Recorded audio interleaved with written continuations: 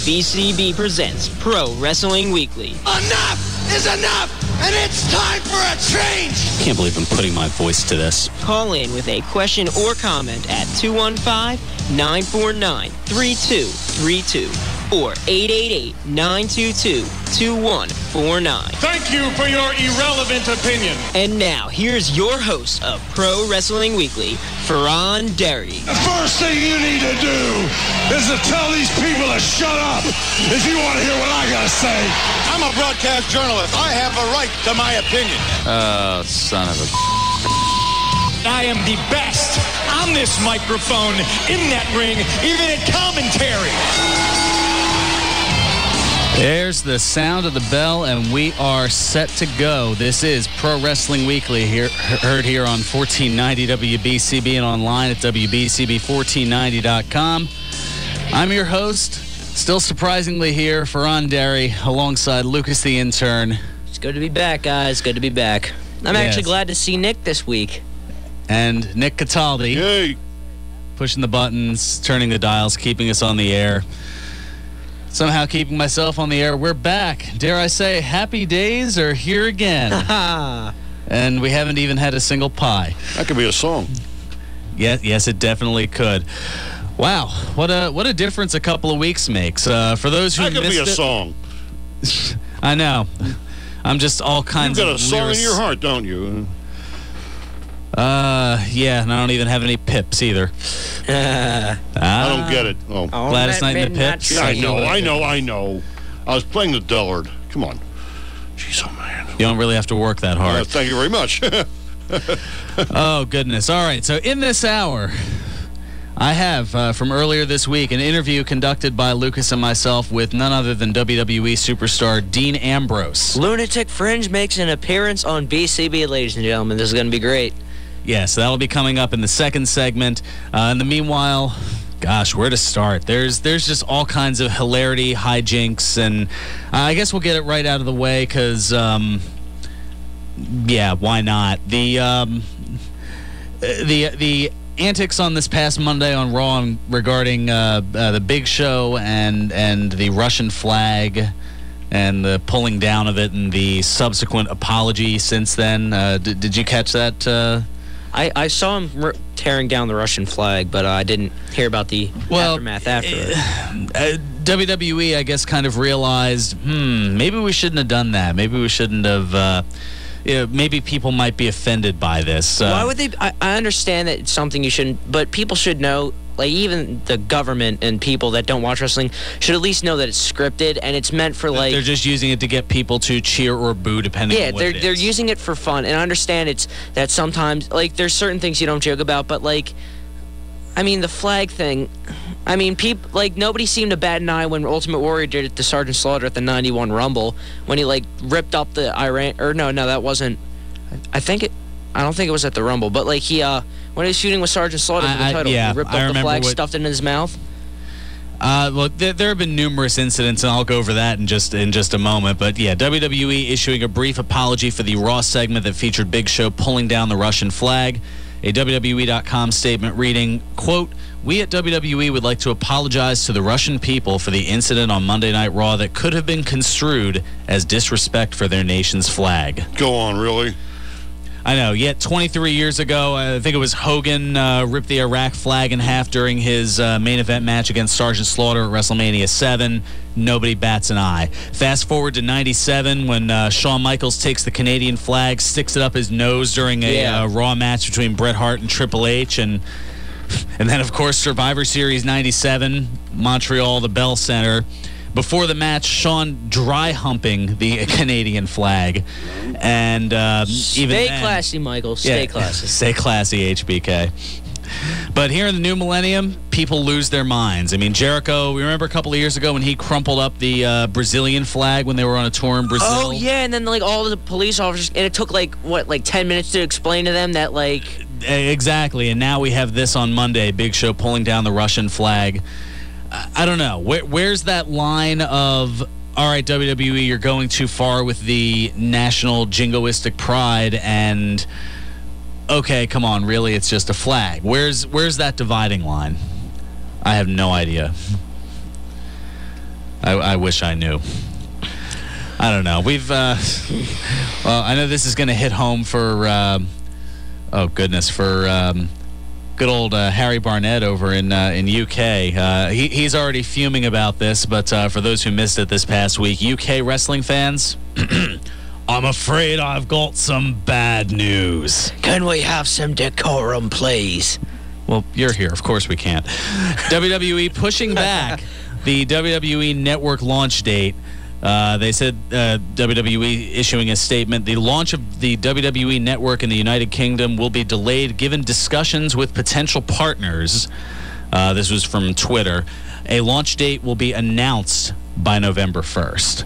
So they're not saying, okay, November 1st you'll have the network. They're saying, we'll tell you when you're going to get the network on November 1st. So that could mean December, that could mean January, that could mean could mean WrestleMania 31. That's who like knows? That's like GTA 5 saying, "Oh, you know what? The heists are finally going to come out for online in the spring of 2014. That doesn't come. We'll do the fall. Fall. You know what? Screw you guys. It's like it might not even happen. Oh, that's good to know. Thanks, Rockstar."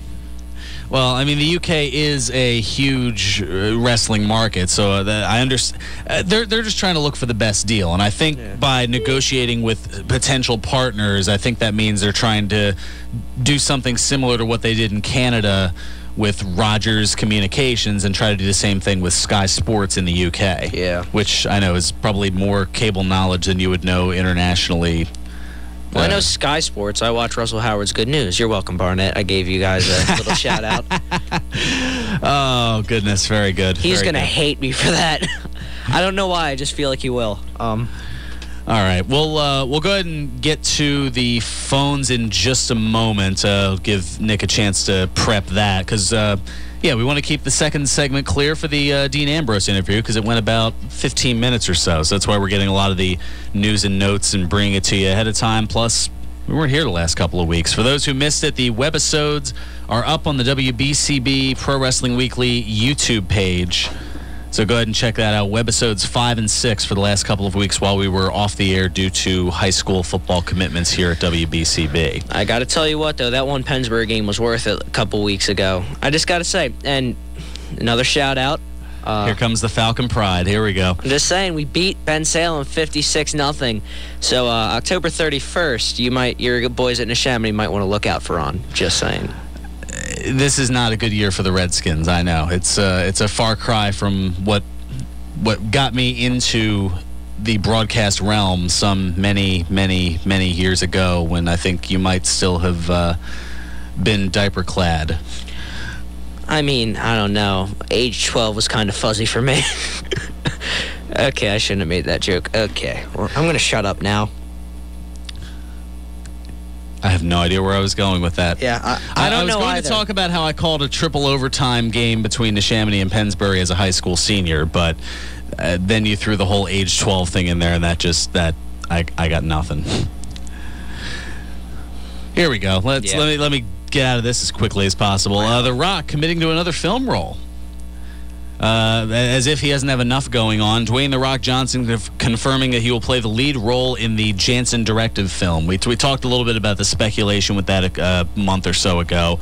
The movie's based off the book written by the late Robert Ludlum, who also wrote the Jason Bourne books, Bourne Identity and the like. Yes, I know. Bourne Identity, Bourne Supremacy, Bourne Ultimatum. I think it was Bourne. No, I don't think that was Bourne Supremacy. I haven't watched a lot. There's quite a bit of them, and it's kind of hard to keep track. Matt of Damon, and then one film with Jeremy Renner. Exactly. And this is something that's right up my alley. You know I'm a big game show nut. Yes, I do. Well, The Miz and Cameron are going to appear on a game show tomorrow night. What are they going to be Did you on? hear about this? WWE diva Cameron and the superstar The Miz will play life-size games on a celebrity edition of the Hub Network's Family Game Night. Oh yeah, I think I've heard of Family Game Night. Which one's the one with Jane Lynch on NBC? I think that's something different. Yeah, but no, I'm not saying that is Family Game Night, but I've heard about it. No, this it'll be airing tomorrow night at 7 p.m. Eastern. But Miz and Cameron will vie for glory in the FGN Arena I know this is part of the press release. As they team with opposing families to play giant versions of classic Hasbro board games.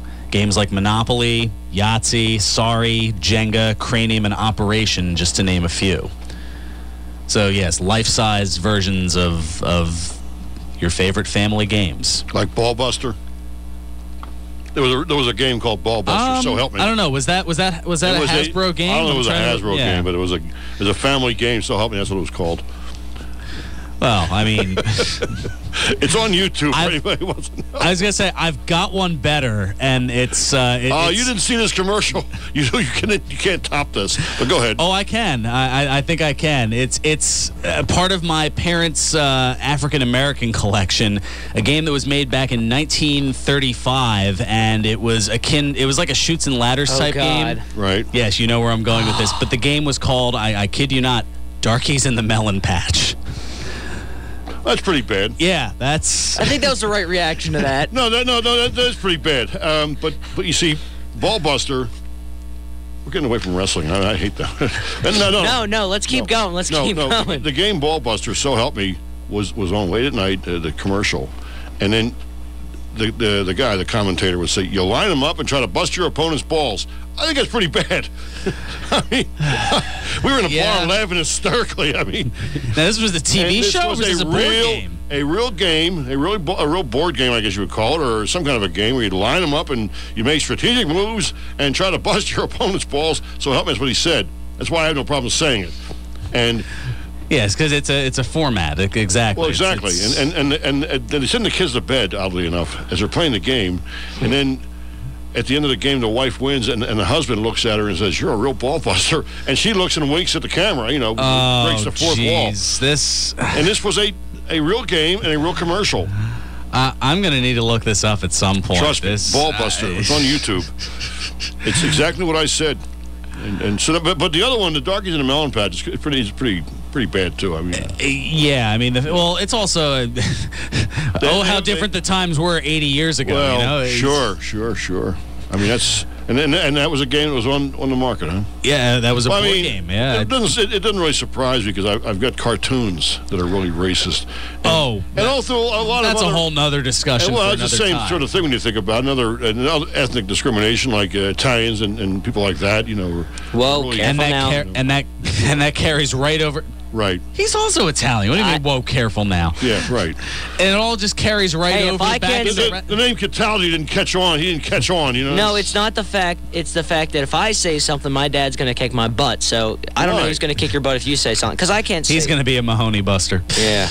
A Cajonne Buster. That too. Is your dad Italian? Yes, he is. See, my father and I used to laugh hysterically at Italian stereotypes because we had. No, it wasn't the stereotypes. We had people in our family that were just like him. In that case, to bring it, an attempt to bring it back into what the format of this show is. Right. I mean, speaking of it. Were you familiar with back in the 90s the Salvatore Sincere? Yes. Okay. Yes. Just to use as one example of many ethnically and racially insensitive. We could do a whole show on that alone in professional wrestling. Yeah, exactly. Wrestling has been wrestling and stereotypes for years. I mean, I always noticed years ago, like in the early 70s, probably prior to that too. I did watch in the 60s. Anybody Oriental knew karate automatically. Oh, is that from the thing like My Name is Bruce? Well, long before My Name is Bruce. They call me Bruce. Long before. You're talking about Professor Tanaka and even a guy Mr. from Fuji, Mr. Saito. Dean Ho was Hawaiian. He knew it. Everybody knew karate. Ricky Steamboat was Hawaiian, same thing. Right, exactly. They're all karate experts. And no one seemed to get offended about that. No one said, oh, my God, just because he's an Oriental or he's of Oriental background, he's a karate expert. Not always true. Yeah. People turned a blind eye to so many things. Oh, exactly. All right, let's. See, that's more of a positive thing in a sense, but still in all, it is stereotyping. All right, let's go ahead and get Ron, who's been hanging on, and then we'll get to a break, and then we'll come back and get the Dean Ambrose interview. Ron, welcome to Pro Wrestling Weekly. Hey guys, listen, I'm going to comment something I really don't really watch WWE, but I'm going to comment about it. That business with the flag. They didn't say nothing years ago when the Iron Sheik or maybe Nikolai Volkov put the flag on an American wrestler after they defeated them. That was disgraceful. Disgracing the Americans when they did that. or when Sergeant Slaughter came out as with the old Cheek out of Casey, and they actually wanted to spit on the flag, and Hulk Hogan and that business back then. Here now, they're making the Big Show apologize for disgracing the Russian flag. I mean, what's next? Well, there was, at least in Sergeant Slaughter's case, there was some discretion, because during that Iraqi sympathizer feud that they had going in late 90, early 91, the Persian Gulf War, initially Vince McMahon wanted Slaughter to light the U.S. flag on fire, and even Slaughter was like, that's too far, that's beyond me. So they worked a compromise, and they attached a Hulk Hogan T-shirt to a flagpole, and they had him incinerate the Hulk Rules T-shirt to, I guess, symbolize burning the American flag. So I mean, even then they at least realized, okay, there is such a thing as too far. It's just that line over the course of the last quarter century has shifted, to say the least. Yeah, but at the same, and I'm thinking about it now because I watched Raw on Monday night. So, and I'm looking back at what they did back then, where they didn't bat an eyelash. Like Ultimate Warrior ripped up the Iraqi flag. He ripped it in half and stuffed it in Slaughter's mouth. Yeah. Shawn Michaels dry humped and stuck the nose in his mouth. And look, all Big Show did was he took the Russian flag, he took it off of its hinges, and he laid it on the ground in the ring. He didn't do anything else. He didn't kick it. He didn't spit on it. This is just all PC stuff. I was far more offended that believe it or not, and I feel very strongly about this, that Slaughter jumped sides. I thought that was really offensive. More than burning up any flag or... Well, yeah, he was Mr. Americana, Mr. G.I. Joe, exactly. all through the 80s. And all of a sudden, he actually had his own G.I. Joe action figure. Don't ask me how I know. People over there were actually losing their lives, and or could have lost their lives, and it's was being made a joke out of. Yeah, I but appreciate it wasn't the... I don't think it was to make a joke out of it, but it was... But doesn't mean it didn't happen. And yeah, anything else. I know that. I think about it now, and I'm thinking, like, I don't understand why he did that. Like, that wouldn't have been... No, I didn't appreciate it at all. I had friends and family that were over there. I didn't think this was a cute thing to do. Lucas, I want to say something to you. They're disgracing. They're saying they're disgracing the Americans. They're disgracing the Russians. What about the times they spit on the American flag, or when they went to burn the American flag? I mean, and in front of the American audience. It's like Rocky. If you remember the Rocky episode where Rocky had wrestled or boxed a Russian, and how the Russians all of a sudden they turned on the Russian in the end. But I mean, it just they put the American flag on them. Why this now? It's making wrestling out to be, it's not. Actually, this is not like wrestling. I mean, I think it's. Apologize for something. I wouldn't have gone up there and apologized. I mean, now it's going to make fuel for the fire. I think it's just like, to be honest, I think, though, when they're doing that to the American flag in front of the American audience, it's like, it's like I feel like they think the American fans get it, whereas over in the foreign countries, it's like they don't get it, which I don't understand because they got wrestling fans all over the world.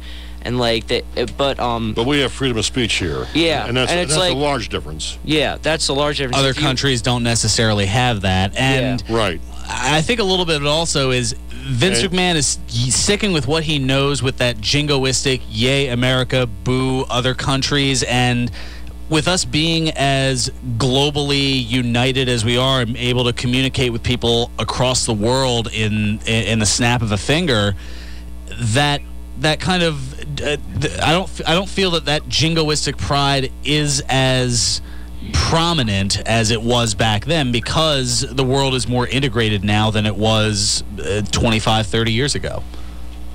Okay, well, that's all. Wow, I just gave a very philosophical point. I don't know. That's with glory and renown. Yeah, with glory and renown, exactly. As I clutch my mortarboard gown.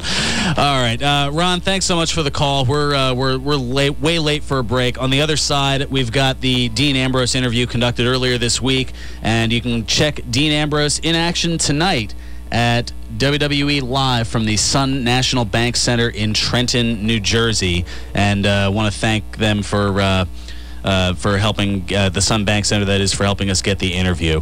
So that's coming up on the other side. Plus, oh boy, do we have an interesting update involving a bisexual reality show. I'm just going to leave it at that. This is Pro Wrestling Weekly here on 1490 WBCB and online at WBCB1490.com.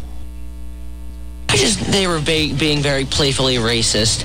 And they were playfully racist in WWF back in the 90s? No. And now, more Pro Wrestling Weekly with your host, Fearon Derry. Making fat jokes, and he said at one point, that's one big-butted Oriental, Vince.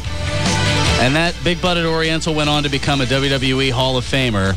Of course, Yokozuna. This is Pro Wrestling Weekly here on 1490 WBCB and online at WBCB1490.com. I did not plan that ahead. Well, I planned the clip ahead of time, but I did not plan the subject matter to kind of seamlessly weave into the return clip. That's one of those things where I just lucked out. It's just like the one thing that stands out is Michael Bartlett saying he's got an ass like an amphitheater.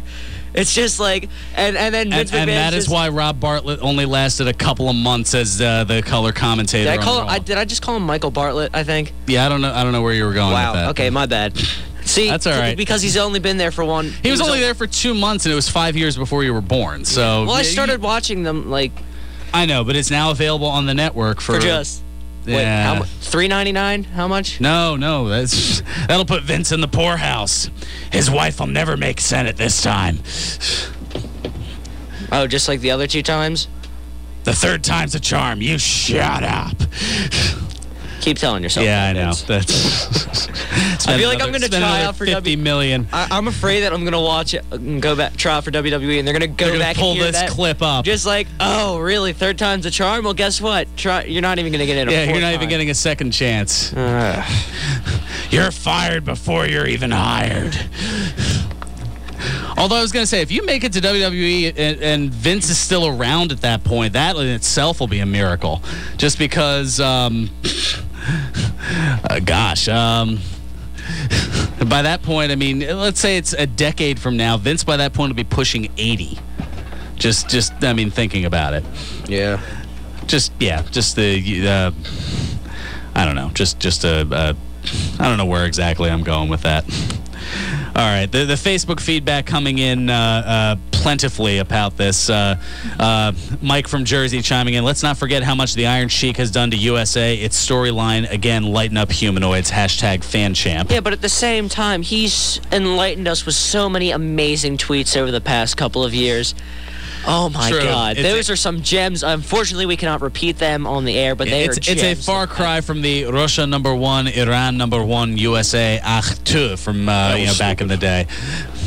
A far cry from that. John from Northeast Philly chiming in. We live in an overly PC culture. Sooner or later, people are going to see people revolt on this polite policing, and finally people will just relax a bit.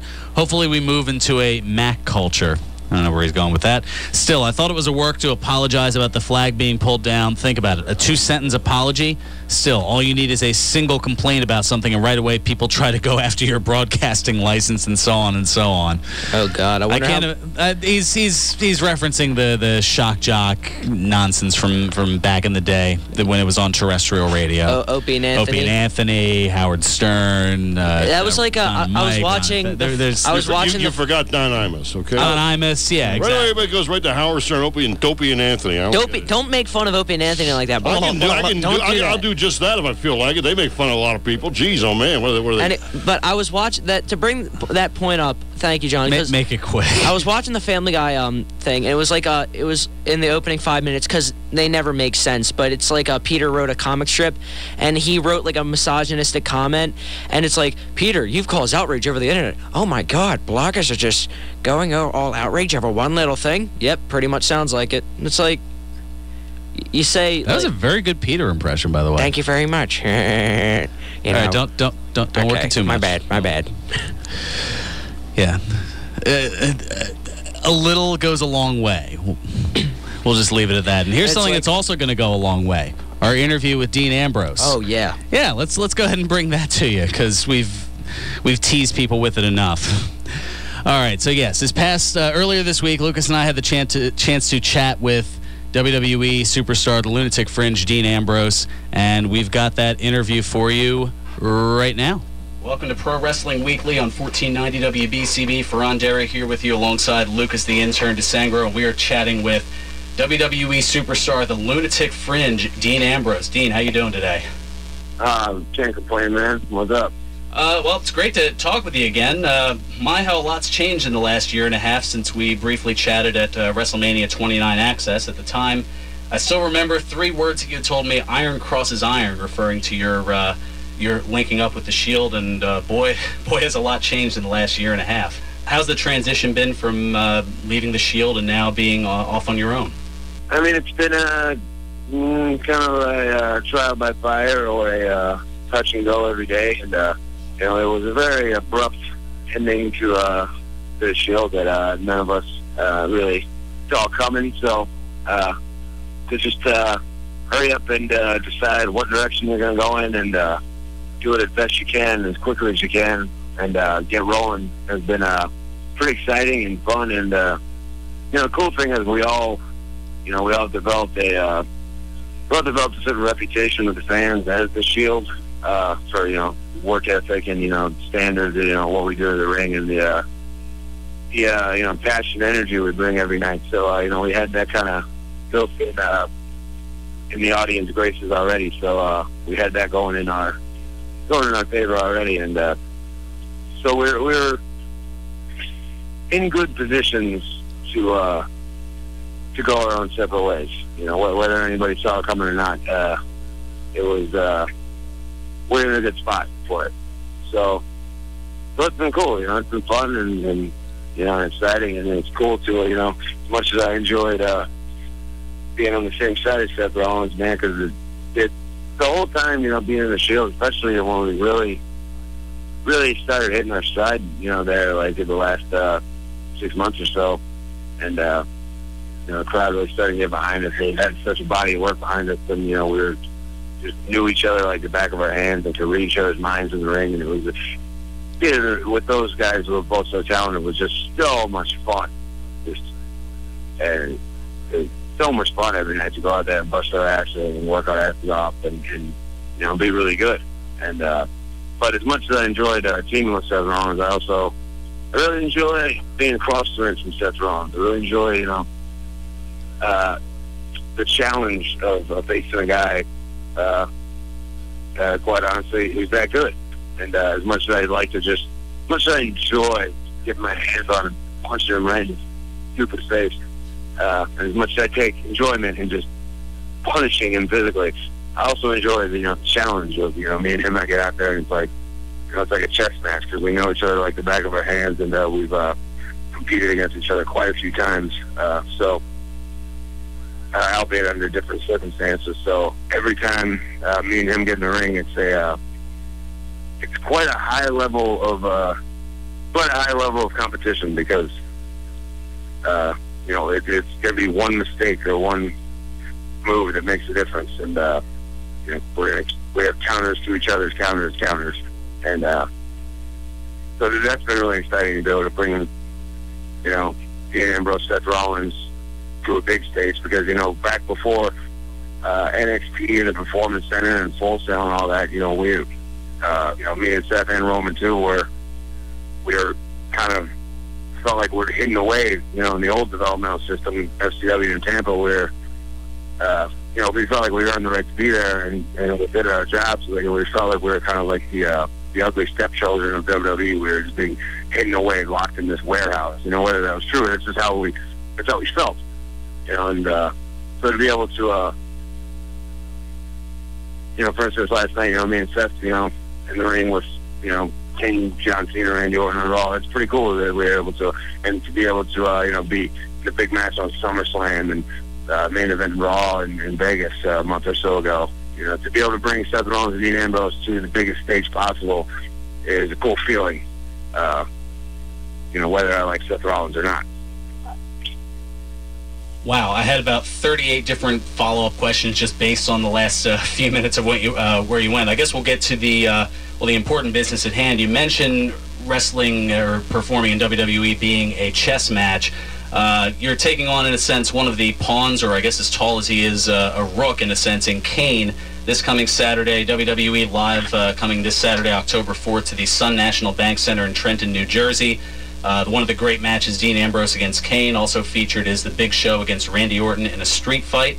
You definitely don't want to miss all your favorite WWE superstars live in action. Also on the card, Mark Henry, Golden Stardust, Kofi Kingston, the WWE Divas. I know they're your favorite, Lucas. Plus more of your favorite WWE superstars. Of course, great seats are still available. Tickets start as low as $15. Tickets available online at ComcastTix.com, by phone at 800-298-4200, or in person at the Sun National Bank Center box office. And, of course, card is subject to change. Got to get the important stuff out of the way. Speaking of cards subject to change, though, you mentioned the work ethic that you have. How hard is it on the road to not only stay in shape but avoid injury, as WWE has been bitten by the injury bug as of late between Daniel Bryan, Bad News Barrett, and your former Shield compatriot Roman Reigns? Well, I mean, you can't always avoid injury. I mean, you can do all the all the stretching and prepping and take care of yourself as good as you, which I don't do nearly enough of. I'm pretty much, 5 push-ups, go out there and do it kind of guy, which is, not probably the right way to do it. But all the time, I mean, you can take the best steps to, to be as prepared as you are in the ring. But, I've noticed, the stuff when people get hurt is always, the most random stuff.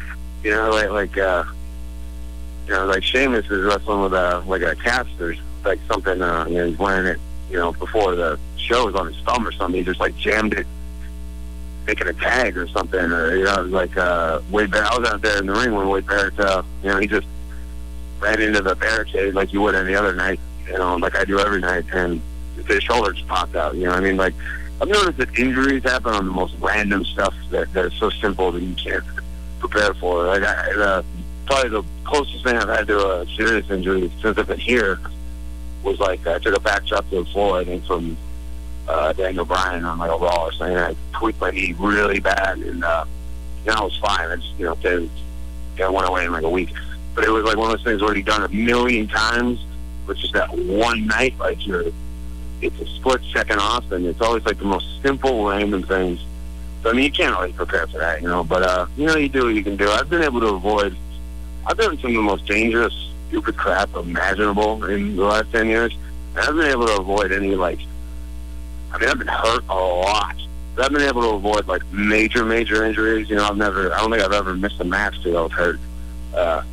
I've never had surgery or nothing like that, because I attribute a lot of that to just being fortunate, but also, being trained well, learning how to fall, how to protect yourself, learning how to, the old tuck and roll, as you would say, but, that all goes back to, proper training and, drilling that, falling and rolling and bumping into your head so much that it becomes such natural instinct. So I'm like a cat. I always land on my feet, so I've been pretty fortunate in that. And, but, I mean, yeah, it happens, so, Roman's injury is nothing you can prepare for. I mean, it's Jesus. I actually talked to him in the hospital that night. I was in Canada. He was in good spirits considering, but was just and it was, describing it. And it was the first I had heard of it, because I was 24 hours late probably coming in with the news.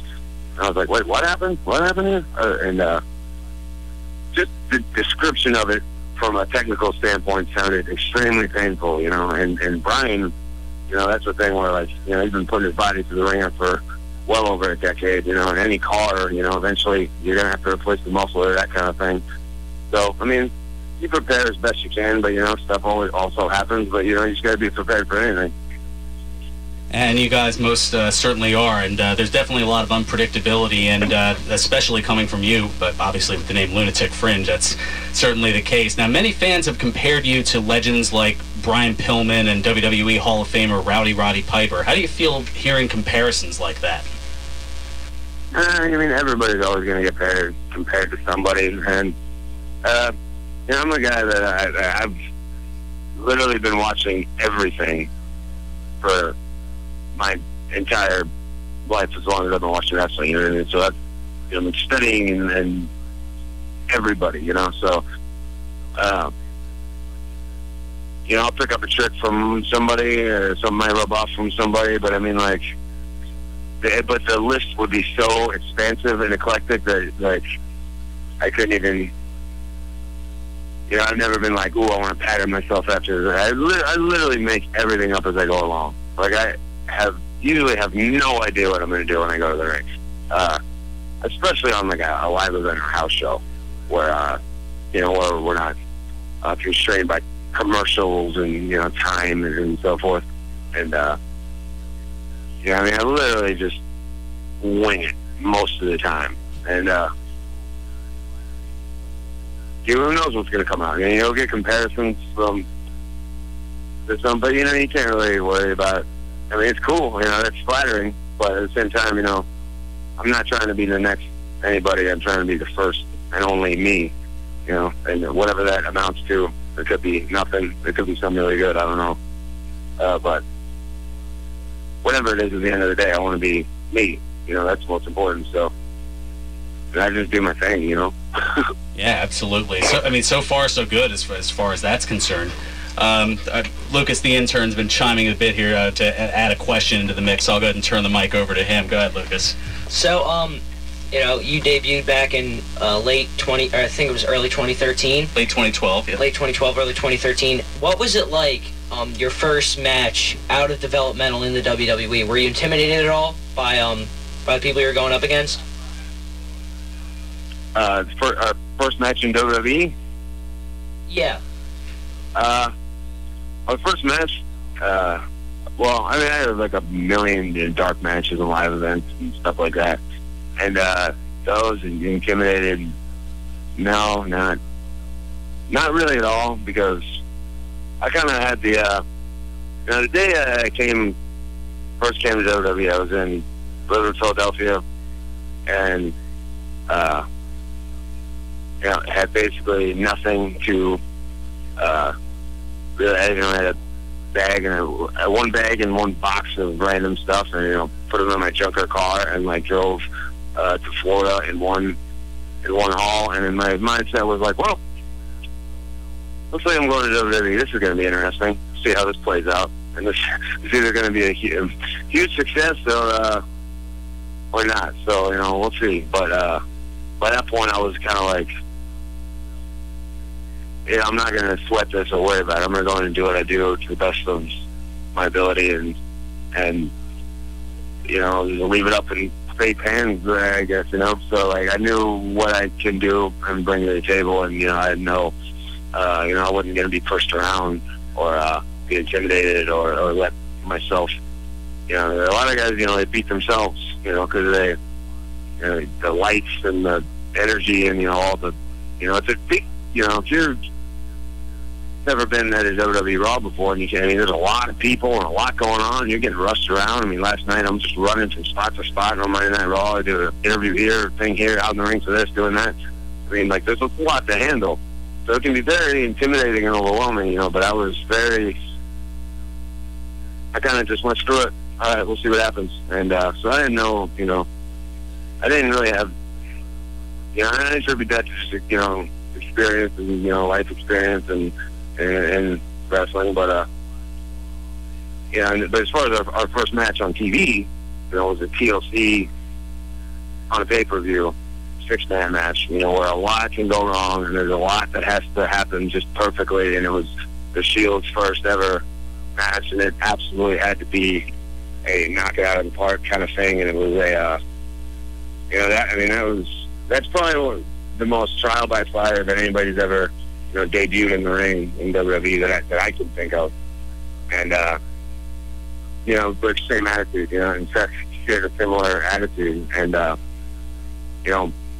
Roman was tight with us and was like, all right, he trusted us and was like, all right, let's go do it, through it. And, we went out there and knocked it out of the park, So I think that's like the Shield attitude, even though we're going our separate ways now, whether we're enemies, friends, whatever, we're all carrying that attitude. And I think when you have 3 guys like that in your company, all trying to go to the same, maybe not the same spot, because, we're all such different animals, but, we're all going the same direction, that's only good for your company, I think that attitude's good. And so far, you guys have been fantastic with it. Anyway, I know you're up against it. Dean Ambrose, thank you for spending a few minutes with us. You can see Dean Ambrose this Saturday, October 4th, against Kane at the Sun National Bank Center in Trenton, New Jersey. Dean, thank you so much. Should be a fantastic show. Oh, cool, man. Rock and roll. All right, thank you. Rock and roll indeed. Thanks to Dean Ambrose. Thanks to the Sun National Bank Center for allowing all that to happen. Thanks to WWE, of course. We're going to go ahead and take care of our second time out and come back with some news, notes, the bisexual reality show story. We're going to have some fun with that. Let you know what's going on with, I've got a Sign-A-Mania update for you. Actually, a pretty big update. There was a lot that was announced over the course of the past week. Also let you know about Monster Factory coming up. A litany still to do. Not a lot of time to do it in. This is Pro Wrestling Weekly here on 1490 WBCB and online at WBCB1490.com. Pro Wrestling Weekly presents Today in Wrestling History, October 4. On this date in 1999, WCW Monday Nitro aired live from the Kemper Arena in Kansas City, Missouri. In the featured match, Bret the Hitman Hart defeated Chris Benoit by submission. The match was a tribute to Bret's brother Owen, who died in the same arena 19 weeks earlier. On this date in 2009, WWE held its Hell in a Cell pay-per-view. The event featured 3 Hell in a Cell matches as The Undertaker pinned CM Punk to become the new World Heavyweight Champion. Shawn Michaels and Triple H teamed up to defeat Cody Rhodes and Ted DiBiase Jr. in a tag team Hell in a Cell match. And Randy Orton pinned John Cena to become WWE Champion. This has been Today in Wrestling History, October 4. Hi, this is Jim Cornette, and you're listening to Pro Wrestling Weekly with Fearon Derry on 1490 WBCB.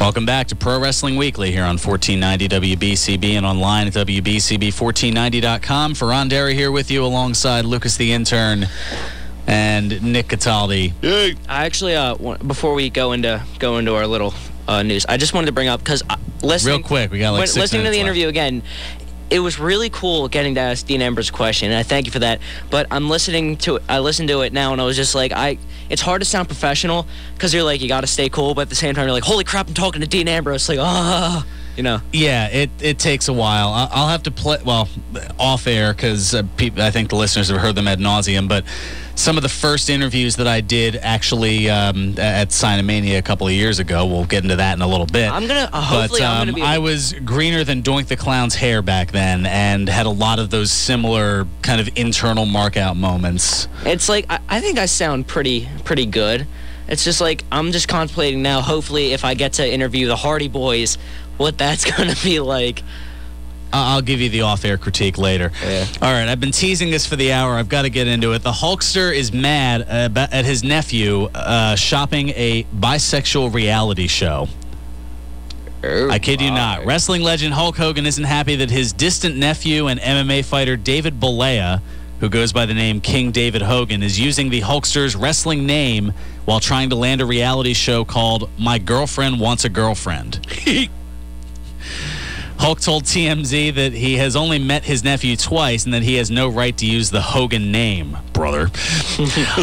Brother. Now, I looked at the video to promote this show, and I use that in inverted commas, and it looks so bad even VH1 probably won't pick it up. I mean, it can go on cable access maybe. Yeah, I mean, this is. I mean, I pulled up a transcript of parts of the video. It says, "Hi, I'm King David Hogan. I'm a professional mixed martial arts fighter. I've been around the world, fought on national TV, and I've dated some of the hottest women around. But what happens when every girl you meet is hot? I need more than a pretty face. I've got 16 of the hottest girls on the planet, and they want to fight for my love. But there's a catch. See, I've already got a girlfriend. She's bisexual, and she likes girls. So, ladies, if you want to get with me, you've got to get with her. Because this is My Girlfriend Wants a Girlfriend, starring me, King David Hogan." Line up the floozies. Pretty much. Oh, my gosh. That should be a drop. That's worthy of a drop. I'll have to clip that in post-production. Oh, goodness. All right. Let me let you know, George's Cards and Collectibles, they're doing awesome things. Actually, next Saturday, October 11th, Sean Waltman, formerly known as X-Pac, will be at George's in the Neshaminy Mall from 1 to 3. 1 to 3 next Saturday. So after the show, we'll have to head over to there. Plus, for the Eagles football fans, 2 days later, Eagles kicker Cody Parkey and Eagles punter Donnie Jones will appear for autographs at George's in the Oxford Valley Mall on Monday night, October 13th from 7 to 8. Just enough time to get home for Raw, right? Yeah. Check out George's 3 locations for all your sports and wrestling memorabilia needs. Their original store at 7755 New Falls Road in Levittown, in the Oxford Valley Mall in the Sears Court on the lower level, and their newest location in the Neshaminy Mall in the movie theater wing. For more information on the X-Pac appearance, you can give George's a call at 215-943-2475 or visit them on the web at georgescollectibles.com. And as if that wasn't enough, oh yes, it's back. Sign-A-Mania 8, Saturday, November 15th at the Bucks County Technical High School, 610 Worcester Road in Fairless Hills, PA. A bunch of guests announced so far, including a lot that we haven't heard over the last week since I was on. And if you hadn't listened to either of the webisodes, then this is quite a list of names. Former WWF Tag Team Champions Matt and Jeff, the Hardy Boys. The Steiner Brothers, Rick and Scott Steiner. Including, if you go to webisode 5, I have a little clip of Scott and his 141 2/3%. Oh, I have to watch that again. Yeah, that's rather entertaining. There you go. There's John's WrestleCraptober contribution. Also, former WWE Superstar, previously known as Alberto Del Rio. Also added King Kong Bundy, former WrestleMania 2 main eventer. Stevie Richards, ECW and WWE alum. And just announced this past week a bunch more names, including former WWF champion Sid Vicious. Wow. Brian Knobbs and Jerry Saggs, the Nasty Boys. Nasty Boys. Woo! Kurt Hawkins, former WWE Superstar. Hawkins. Yeah. The Queen of Extreme, Francine from ECW. We can't start any of those chants here. No, of course not. Ricardo Rodriguez. Yes. Former Del Rio's former announcer will be reunited at Sign-A-Mania 8. Can we have like a Macho King Elizabeth WrestleMania 7 reuniting? No? Okay, never mind. Seeing as they're both past, it's kind of hard. No, I mean like ECW's Sabu, let me get through this, and longtime WWE announcer Howard Finkel. Fink's going to be there? The Fink is going to be there. Oh my God.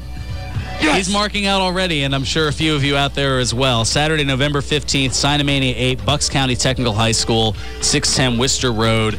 Only 6 weeks away over in Fairless Hills. That's it for Sign-A-Mania. Now, also tonight, Monster Factory Pro Wrestling action at the Monster Factory, 541 Mantua Avenue in Paulsboro, New Jersey, for a special fundraiser event. Tickets just $10, and all proceeds go to the Paulsboro Wrestling Room Fund. Different prize packs will be raffled off, including Phillies and Flyers merchandise. I think I saw an autographed stick by Vinny LeCavalier. Flyer, great. Also, there's Eagles tickets that are going to be available for the Eagles and Seahawks game coming up in December. That should be a huge game. Yeah. Autographed wrestling merchandise, gift cards, much more. That's all at the Monster Factory tonight. See, if I can get a car for it, I'll make my way down there, seeing as mine was hit earlier this week. Yeah, I was in a car wreck out on Route 1. Where's JR with his "By God" when we need it? Somebody stop that damn car. If only she could. Plus, 3 weeks from tonight, on Saturday, October 25th, the Monster Factory back in action, featuring a Monster Mash Melee. That should be interesting. More information available for both cards at monsterfactory.org. That's going to just about do it for us, isn't it? Yeah. Yeah, look at that time. Does that mean it's over? Yeah, that means it's over, at least for this week. That means it's over for this week. But we'll be back next week with more hilarity, more hijinks, more tomfoolery, and other things that I can't say on the air. This is Pro Wrestling Weekly here on 1490 WBCB.